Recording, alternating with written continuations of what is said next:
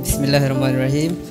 Manakala saya tinggalkan isteri saya, Farah Nazira binti Misri, selama 4 bulan hijrah berturut-turut atau lebih dengan sengaja atau paksa, dan saya atau wakil saya tiada memberi nafkah kepadanya selama yang tersebut, padahal ia taatkan saya atau saya lakukan sebarang mudarat kepada tubuh badannya atau kehormatannya atau harta bendanya, kemudian ia atau wakilnya mengadu kepada mahkamah, dan manakala sabit aduannya di sisi mahkamah syariah dan ia atau wakilnya memberi kepada mahkamah bagi pihak saya RM RM1, maka pada ketika itu tertalaklah ia dengan satu talak khulud,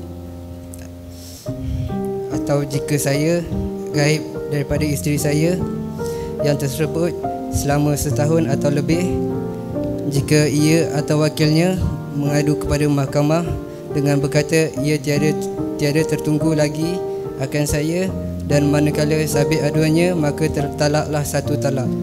Demikianlah lafaz talik saya. Cintaimu seumur hidup. Terbang si enggang mencari payah, singgah bertingkir di atas para.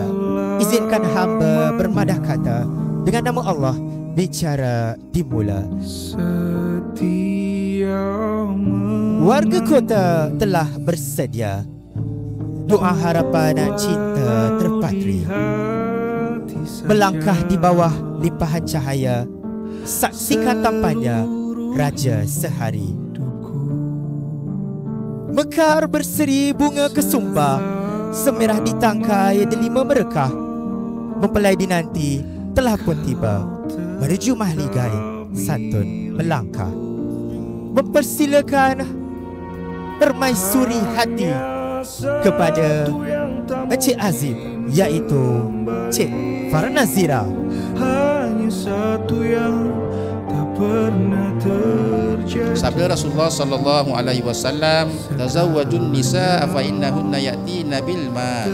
Berkahwinlah kamu akan perempuan-perempuan kerana sesungguhnya perempuan itu boleh mendatangkan keberkatan pada harta.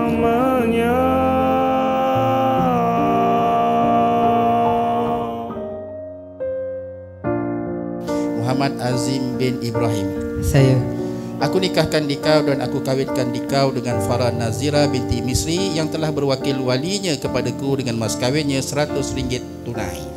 Aku terima nikah Farah Nazira binti Misri dengan mas kahwinnya RM RM100 tunai. Alhamdulillah. Al-Fatihah. A'udzubillahi minasyaitonirrajim. Bismillahirrahmanirrahim. Lucu rasanya bila ku ingat perangaimu saat itu. Yang bukan wali awak pada pagi ini ingin menikahkan awak dengan Muhammad Azim bin Ibrahim dengan mas kahwin RM100 tunai. Adakah awak setuju tak untuk dinikahkan pada pagi ini?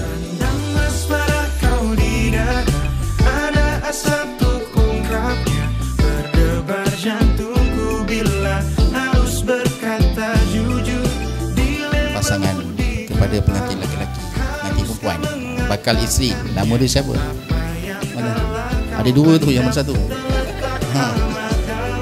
Betul orangnya? Confirm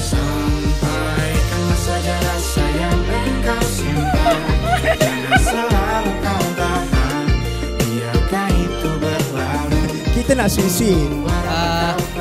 Sayang, jom kita naik pelamin sama-sama.